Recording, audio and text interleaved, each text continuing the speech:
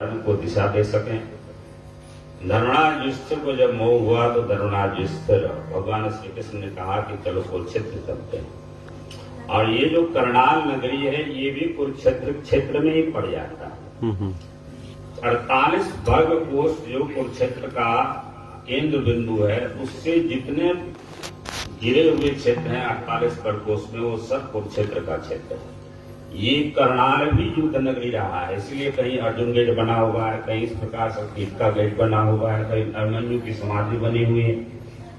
तो इसको धर्म क्षेत्र इसीलिए कहा गया कि यहाँ पर हरवंश पुराण में वर्णन आता है कि कोई भी प्राणी अगर इस क्षेत्र में अपने प्राण को त्यागता है तो उसकी अधोगति नहीं होती। इसलिए आप सब निश्चिंत हो जाओ कि आप सब करनालवासी हो तो किसी भी परिस्थिति में आपकी अधोगति नहीं होगी।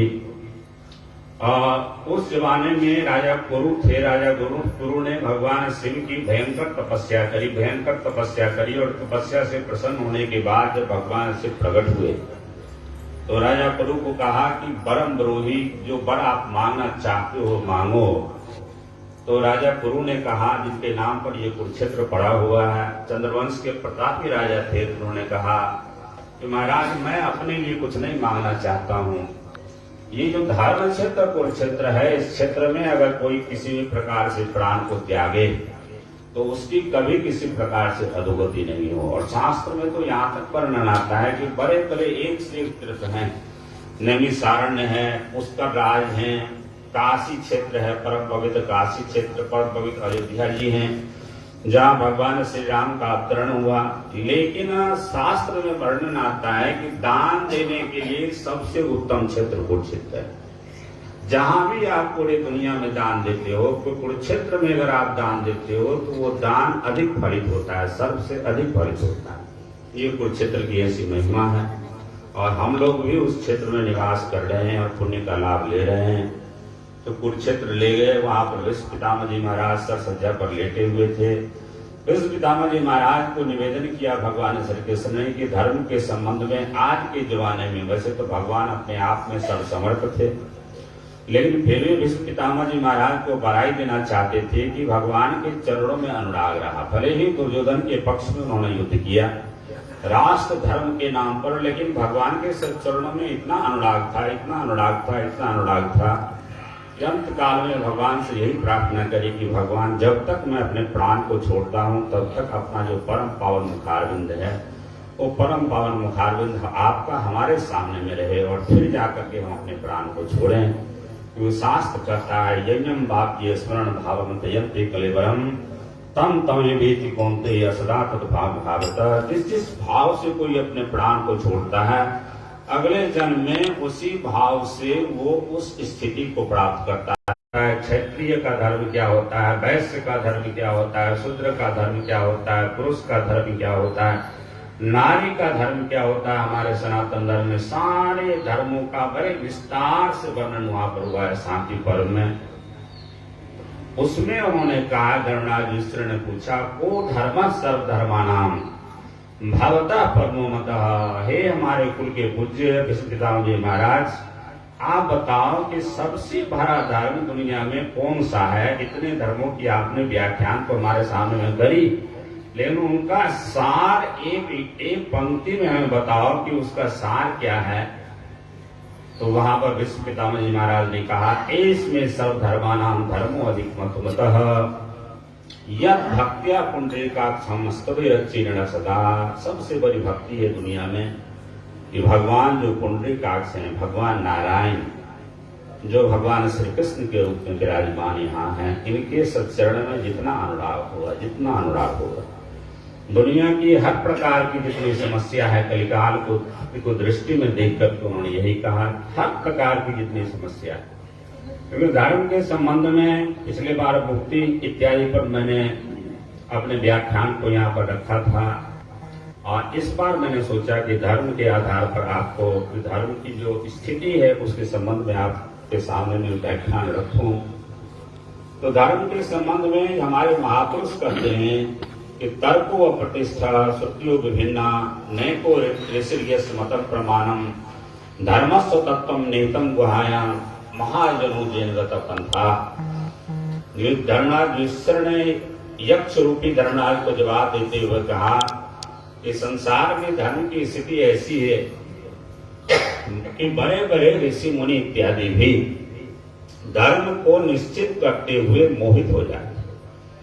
कर्म के संबंध में भगवान श्री कृष्ण ने यही कहा गीता जी में कि कर्मणो अपि बोधव्यम बोधव्यम च विकर्मणः अकर्मणस्तु बोधव्यम गहना कर्मणो गतिः। जो कर्म को जानना, कौन सा कर्म किया जाए, कौन सा कर्म नहीं किया जाए, कौन सा कर्म किया जाए, ये अत्यंत गहन है। इसमें बड़े बड़े ऋषि मुनि भी पूछते जाते हैं, क्योंकि धर्म और अधर्म इस तरह से गूथा हुआ है। जैसे आप सत्संग में आप आए हो, सत्संग में आए हो तो आपके मन में तो यही है कि मैं धर्म कर रहा हूँ, लेकिन इतने बार इतना होने के बाद में भी बहुत ऐसी चीजें हमसे जुड़ी हुई है, जीवन से जुड़ी हुई है।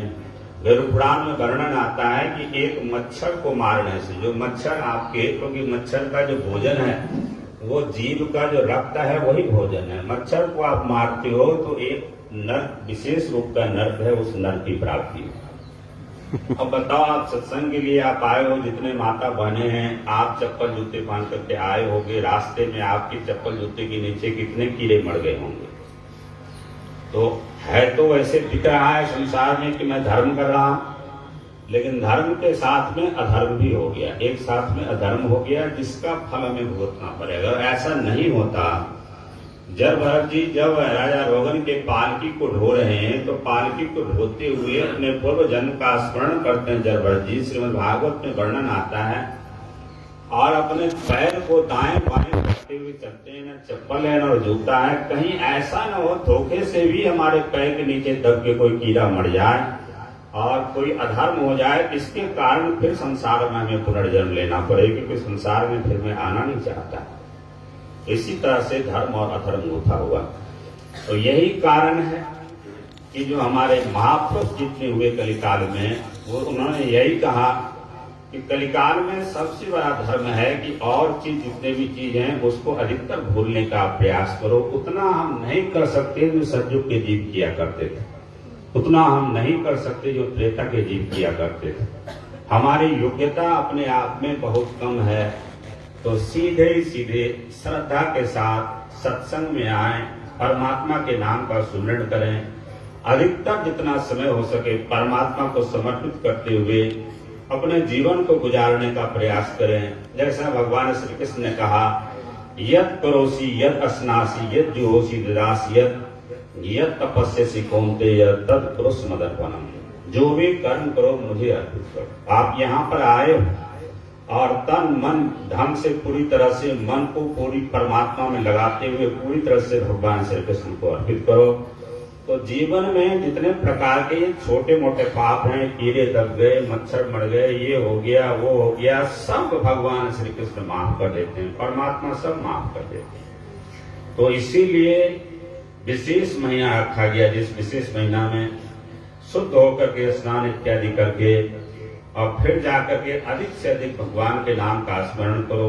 सुबह और शाम दोनों समय सत्संग होता है, और दोनों समय सत्संग का लाभ। सत्संग की सबसे बड़ी खासियत ये है कि हमारे हृदय में बहुत सारी ऐसी गुत्थियां उलझी हुई रहती हैं, बहुत सारी ऐसी गुत्थियां उलझी हुई रहती हैं। हम लोग जाते हैं विभिन्न जगह, भारतवर्ष में सत्संग करते हैं, बहुत सारे ऐसे तर्क करते हुए लोग मिलते हैं कि महाराज परमात्मा को आपने देखा है कि नहीं देखा, ये शास्त्र की बात सच्ची है कि नहीं है।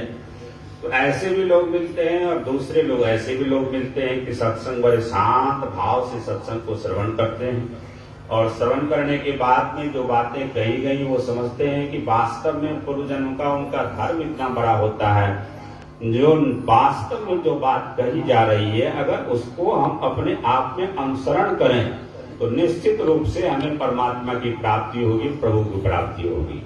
अब हमें परमात्मा दिखे या न दिखे, अगर हमारा बाबा तुलसी जैसा जीवन न हो, हमारा वंदनीय सूरदास जी जैसा जीवन न हो, हमारा वंदनीय काली कमली महाराज जैसा जीवन न हो, और हम ऐसे मीराबाई जैसा वंदनीय मीराबाई थी वैसा जीवन अगर ना हो, तो कैसे परमात्मा का साक्षात दर्शन हो जाएगा। तो शास्त्र ने एक रास्ता बताया, उस रास्ते से आप चलो, और चलने के बाद में उसको धारण करने का प्रयास करें। जो सत्संग में आपको श्रवण करवाया जाता है, बड़े बड़े अनुभवी महापुरुष यहाँ पर विराजमान हैं, ब्राह्मण देवता विराजमान है। धर्म शब्द का अर्थ करते हुए शास्त्र ने कहा है कि धर्म शब्द का अर्थ ही यही होता है कि धारण, जिसको धारण कर ले व्यक्ति। अगर आप सीधे सीधे ऋषि मुनियों ने आदेश दिया कि कलयुग समझू आन नहीं जो नर कर विश्वास, गाय राम गण गुण विमल भवतर विनय प्रयास। कलयुग केवल नाम धारा, सुमर सुमर नर उतरे पड़ा। कलयुग केवल हरि गुण गाहा, गावत नर पावई भव था। कलयुग में सिर्फ परमात्मा के नाम का गुणगान आप करते जाओ। और दो दृष्टियों से सोचने की आवश्यकता है सत्संग में। एक, सत्संग में आप आते हो और आने के बाद में आप श्रवण करते हैं, ये आपके जन्म जन्मांतर के संस्कार का परिणाम है, जिस संस्कार के आधार पर आप यहाँ पर चले आते हो, पुरुषार्थ आप करते हो। और दूसरी सबसे बड़ी बात है कि यहाँ से आप कितना लेकर के आप जाते हो, जीवन में कितना आप उतार पाते हो। क्योंकि जब तक जीवन में नहीं उतरेगा, आचरण में हमारे नहीं उतरेगा, तब तक हम यमराज जी के सामने में खड़े होंगे और यमराज जी पूछेंगे तो ढंग से हम जवाब नहीं दे पाएंगे। संयोग से परसों की बात थी और हमारे गोलोकवासी परम श्रद्धेय राजभवन जी का जो है वहाँ पर क्रिया था। और हमारे प्रधान जी परम श्रद्धेय भारत जी ने उन्होंने कहा कि यहाँ भी आप समय दो, तो वहाँ मैं गया था। तो वहाँ मैंने बताया था कि यमराज जी हर जितने भी जीव हैं सब जीव से जाकर के पूछते हैं कि आपने क्या कर्म किया। तो द्रौपदी जो थे, द्रौपदी से जब पूछा कि आप बताओ कि कौन सा ऐसा पुण्य कर्म किया जिस पुण्य कर्म के आधार पर आप सीधे ही बिना हमारी अवहेलना करते हुए और सीधे ही आप चले जा रहे हो। द्रौपदी ने कहा कि हम भगवान नारायण के भक्त हैं। जो भगवान नारायण का भक्त होता है, भगवान श्री कृष्ण का भक्त होता है, और कोई संसार में कर्म किया और नहीं किया उससे उसका कोई मतलब नहीं होता। जो भगवान नारायण के चरण का अनुरागी होता है, एक पैर यमराज जी के सिर पर रखा और दूसरा पैर सीधे देवलोक में चले गए। प्रभु जी, भगवान सुखदेव जी महाराज जी से इसी तरह से यमराज जी ने पूछा कि आप ही अपना फाइल दिखाओ। भगवान सुखदेव जी मौन अक्सर रहा करते थे, कोई जवाब नहीं दिया। यमराज जी के सिर पर एक पैर रखा और दूसरा पैर सीधे ब्रह्मलोक में उनका दूसरा पैर था। तो जब आप जाओगे यहाँ से तो हमारे आचरण में जो उतरा हुआ होता है, अंत समय का जो भाव होता है। इसीलिए गीता जी में भगवान श्री कृष्ण ने अर्जुन को निमित्त बना करके हमारे पूरे दुनिया को उन्होंने उपदेश दिया। यम यम आचरति श्रेष्ठ तत्त एव इतरः जना। जो जो संसार में जैसा जैसा आचरण करता है और व्यक्ति भी उसी प्रकार का संसार में आचरण करते हैं। और दूसरी सबसे बड़ी बात, हमारे आचरण में जो बात उतरी हुई है उसी का परमात्मा के दरबार में लेखा जोखा होता है, यमराज के दरबार में लेखा जोखा होता है। एक बहुत प्रसिद्ध संत हुए, भक्तमाल में चर्चा आती है, खोजी जी महाराज। उनका नाम ही था खोजी जी महाराज। उनके गुरुदेव जो थे बड़े सिद्ध थे। तो गुरुदेव उन्होंने घोषणा करी कि ऐसा है कि मैं अपने प्राण को छोड़ने जा रहा हूँ। बहुत ऐसे भाग्यशाली लोग होते हैं, बहुत धर्मात्मा ऐसे लोग होते हैं जिनको पहले ही पता लग जाता है कि इस दिन हमें अपने प्राण को छोड़ना है। अब हमारा समय इस मृत्युलोक में पूरा हो गया, अब जहाँ भी हमें परमात्मा भेजेंगे वहां जाएंगे। किसी प्रकार का पूर्वाग्रह नहीं होता। भक्तों में घोषणा करी कि सब मंदिर में आ जाना, यही हम अपने प्राण को छोड़ेंगे मंदिर में भगवान नारायण की मूर्ति के सामने में। और जिस समय अगर हमारे प्राण को छोड़ते हुए मंदिर का सारा घंटा अपने आप बजने लगे तो समझ लेना कि हमारी मुक्ति हो गई संसार से। अगर घंटा न बजा तो अभी भी मैं बंधन में हूँ इस संसार में, फिर मुझे जन्म लेना पड़ेगा। तो खोजी जी महाराज उनके शिष्य थे, उनको पूरा विश्वास था कि हमारे समाधि की स्थिति के हमारे गुरुदेव हैं, इसीलिए किसी भी प्रकार से उनकी मुक्ति नहीं होगी, इसमें किसी प्रकार का कोई संदेह नहीं। लेकिन समाधि लगा करके जब बैठने लगे तो सामने में जहां भगवान की मूर्ति थी उसके पीछे एक अमरूद का पेड़ था। तो अमरूद का पेड़ था, उस अमरूद के पेड़ पर एक सुंदर पका हुआ अमरूद का फल था। मन में ये भावना आई अंतिम समय में, अब प्राण को तो मैं छोड़ रहा हूं, लेकिन ये अमृत अगर खा करके प्राण को छोड़ता तभी जाकर के जो है हमारे मन में संतुष्टि होती। तो जैसे ही अमृत की तरफ ध्यान दिया उन्होंने, वैसे ही उनके प्राण निकल गए। भक्तों ने देखा, शिष्य ने देखा कि प्राण तो निकल गया, महाराज ने प्राण तो छोड़ दिया, लेकिन घंटा नहीं बजा। घंटा नहीं बजा। सारे जितने भी भक्त हैं पूरी तरह से समर्पित थे। भक्तों की अपनी महिमा होती है। आजकल देखो संसार में अपने अपने कर्मों के आधार पर जेल में पड़े हुए हैं संत, लेकिन फिर भी अभी भी भक्त उनके पीछे हैं, सब लगे हुए हैं, आते रहते हैं। भक्त जो है वो अनुरागी होता है, मार्ग का अनुरागी होता है, गुण दोष को बिना देखते हुए उनके रास्ते में लग जाता है। भक्त ने कहा कैसे हुआ महाराज, आप बताओ। जो खोजी जी महाराज थे तो वो समाधि में बैठ गए। समाधि में बैठ करके फिर देखा उन्होंने, देखा तो अमरुद में एक कीड़ा बन करके वो बैठे हुए थे गुरु महाराज। झट से अमरुद के पेड़ पर खोजी जी महाराज चढ़ गए और चढ़ने के बाद उस कीड़े को निकाला। निकालने के बाद उस कीड़े को हाथ से मसला। जैसे ही कीड़े को हाथ से मसला, वैसे ही मंदिर का घंटा बज चुका। पूरी तरह से घंटा बजने लगा, टनाटन टनाटन टनाटन। अर्थात एक भी वासना अंतिम समय में रह गई। एक भी ऐसी वृत्ति है जो संसार की वृत्ति अंतिम समय में रह गई। जिस समय में हम प्राण को छोड़ते हैं तो संसार प्राप्त हो, और हमारी वृत्ति ऐसी मन में हो गई कि अंतिम समय जिंदगी में हमने कुछ भी किया हो। अजामिल ने जिंदगी में चाहे कुछ भी किया, धुंधकारी ने जिंदगी में कुछ भी किया, बहुत सारे ऐसे पापात्मा हैं जिन्होंने जिंदगी में कुछ भी किया, लेकिन अंत समय में जाकर के भगवान गोविंद के चरणों का स्मरण, भगवान गोविंद के मुखारविंद का स्मरण हुआ। तो स्मरण होते हुए वो संसार सागर से पार हो गए। तो वास्तविक जो हमारा धर्म है, वो वास्तविक धर्म यही है, किसी न किसी तरह से हमें भगवान गोविंद अपना लें, परमात्मा नारायण अपना लें। और आपको शुरुआत ही हमने कहा था कि कलिकाल में ये अत्यंत सरल है। जितने भी संसार में आप कर्म को करते हो, कोई भी दुनिया में कर्म बुरा नहीं है। हर जितने भी वर्ण आश्रम के लोग हैं, हमारा सनातन धर्म इतना महान है।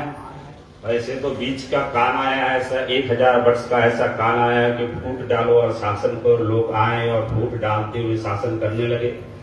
लेकिन हमारे भारतवर्ष में ब्राह्मण कुल में जन्म हुआ था सुदामा जी का, सुदामा जी भी परमात्मा को प्राप्त हुए। क्षत्रिय कुल में जन्म हुआ अर्जुन को, अर्जुन भी परमात्मा को प्राप्त हुए। वैश्य कुल में जन्म हुआ था तुलाधार वैश्य का, वो भी परमात्मा को प्राप्त हुए। और शूद्र के कुल में संजय का जन्म हुआ था, और संजय देखो गीता जी के मर्म को जो रखा है धृतराष्ट्र के सामने में, वो ऐसा लगता है कि संजय के जीवन में पूरी तरह से उतरा हुआ है। तो पुराने जमाने में ये वर्ण और जाति का भेद सिर्फ दिखने के लिए था, योग्यता के अनुसार सारा कुछ होता था। हमारे समाज में जो निर्धारण होता था सो योग्यता के आधार पर, चाहे पुरुष हो, चाहे नारी हो, चाहे किसी भी वर्ण का हो, किसी भी जाति का हो, सबको परमात्मा प्राप्ति करने का अधिकार है। और परमात्मा के दरबार में किसी प्रकार का कोई भेद नहीं। शरीर के 4 अंग हैं। मुख से ब्राह्मण उत्पन्न हुए, बाहु से क्षत्रिय उत्पन्न हुए, नाभि के क्षेत्र जो मध्य भाग है उससे वैश्य उत्पन्न हुए, और पैर से जो है अन्य जाति उत्पन्न हुए जिनको शूद्र के नाम से कहा जाता है। अगर शरीर के किसी भी अंग को आप निकाल दो, कोई भी अंग निकाल दो, तो शरीर की सुंदरता रहेगी, शरीर में वो ताकत रहेगी नहीं रहेगी। अगर हम पैर को काट देते हैं तो चल नहीं हम पाएंगे, दुनिया में भीख मांगने के लिए मजबूर हो जाएंगे। हाथ को काट दिया तो हम किसी प्रकार से अपने कर्म को करने के लायक नहीं रहेंगे जो पूर्व समय में हमने किया। सिर को काट दें तो हमारा प्राण ही निकल जाए, और पेट इत्यादि क्षेत्र अगर उसमें किसी प्रकार की गड़बड़ी होती है तो सारा हमारा पूरा शरीर उसमें गड़बड़ी आ जाती है। तो इसीलिए सब जितने भी हैं सब परमात्मा के दरबार के अधिकारी हैं। बस करना इतना है जो सूत्र आपको हमने दिया, यत करोसी, जो भी कर्म करो वो परमात्मा को अर्पित करो। यत अस्नासी, सामान्य संसार में ऐसा देखने को मिलता है, दुनिया में ऐसा देखने को मिलता है, जो अपने आचरण में अन्य परंपरा के अनुसार, सत्संग में हमने देखा कि सत्संगी हमारे थे, वो सत्संग में आते थे, लेकिन सत्संग से जाने के बाद में उनकी आदत बनी हुई थी कि जब तक वो गोलगप्पा नहीं खा लेंगे तब तक वो अपने घर को नहीं जाएंगे। गोलगप्पे के दुकान पर जरूर जाएंगे, चाउमीन के दुकान पर जरूर जाएंगे। हमारा शास्त्र कहता है कि सात्विक भोजन अगर आप करोगे तो आपका मन सात्विक होगा, राजसिक भोजन करोगे तो आपका मन राजसिक होगा, तामसिक भोजन करोगे तो आपका मन तामसिक होगा। किसी भी प्रकार से जैसा जीवन में आप आचरण करोगे, कोई भी अगर तामसिक मन वाला है भजन में बैठेगा तो मन ही नहीं लगेगा, राजसिक मन वाला है तो भजन में बैठेगा, लेकिन भजन करते करते उसका मन कभी अमेरिका जाएगा, कभी इंग्लैंड जाएगा, और बाद में आधे घंटे के बाद वो महसूस करेगा कि हम कहाँ अमेरिका इंग्लैंड में घूम रहे थे, हमारा तो कर्तव्य था परमात्मा का भजन करना। और अगर सात्विक मन हो, पूरी तरह से हमारा आहार सात्विक हो, हमारा जीवन सात्विक हो, सात्विक दृष्टि से अपने जीवन को हम जीते हैं, तो आपकी समाधि लगेगी। आधे घंटे तक आप भजन करोगे तो पूरा मन एकाग्रचित होगा। ये शास्त्र का सार है। यद स्नासी यद जुहोसी दासियत, जो भी आप धर्म कर्म करते हो अपने जीवन को हम धर्म में अगर बनाएंगे तो निश्चित रूप से परमात्मा के सच्चरणों में स्थान बनेगा। और हमारे परम श्रद्धेय वैद्य जी आपको प्लेटफॉर्म अपने आप उत्पन्न करवाते रहते हैं। साल में 3 भंडारे होते हैं, पूरा महीना कार्तिक का महीना, वैसे तो जगह जगह तो ऐसा होता है, जितनी श्रद्धा के साथ यहाँ भक्त लोग आते हैं। और हनुमान जी हमारे परम श्रद्धेय भारत जी उनको मिले हुए हैं, और आप जितने भी भक्त लोग हो श्रद्धा के साथ आप सहयोग करते हो, इसलिए सब साधु के पात्र हो। आधा घंटा का समय था, आधा घंटा का समय जो है पूरा हो चुका है, इसीलिए अपनी जो सब पुष्पांजलि है परमात्मा नारायण के सच्चरणों में समर्पित। आप सभी के लिए मंगल कामना। सर्वे भवन्तु सुखिनः, सर्वे सन्तु निरामयाः, सर्वे भद्राणि पश्यन्तु मा कश्चित् दुःखभाग् भवेत्। ओम शांति शांति शांति।